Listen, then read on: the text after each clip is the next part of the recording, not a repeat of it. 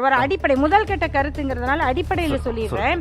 மற்ற மாநிலங்களுக்கும் தமிழ்நாட்டுக்கும் தமிழ் மொழிக்கும் என்ன ஒரு வேறுபாடுன்னு சொன்னா, இந்தியாவில் இருக்கிற தமிழ் மொழியின் சிதைவு, தமிழ் மொழியோட சமஸ்கிருதம் சேர்ந்து சேர்ந்து சேர்ந்து சிதைந்து உருவானது தான் மற்ற எல்லா மொழியும்.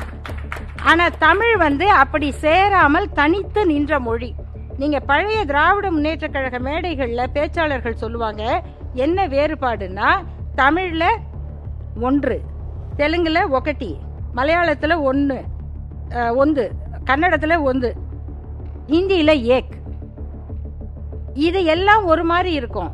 இது நானு, நீனு, நானு, நங்கள் எல்லாம் வரும். அது தும் அடிப்படையில இதுதான் வேறுபாடு. அப்போ இது கலந்த மொழி படிக்கிறவங்க படிக்கிறது எளிது. நீ மலையாளம், சமஸ்கிருதம், மலையாளமும் தெலுங்கும் கொண்டவங்க கூட சமஸ்கிருதம் கலந்தது. ஆனா தமிழ் சமஸ்கிருதம் கலவாத மொழி. இத படிக்கிறவங்க ஆங்கிலம் படிக்கிற மாதிரி தான், லத்தீன் படிக்கிற மாதிரி தான் ஹிந்தியும். நான் எப்படி 2 ஃபாரின் லாங்குவேஜோட போக முடியும்? யோசிச்சு பாருங்க. குழந்தைக்கு 2 பைய தூக்கிட்டு போக கஷ்டமா இருக்கு அப்படின்னா தலையில 1 வைக்கிற, அதான் சமைச்சீரு. இப்ப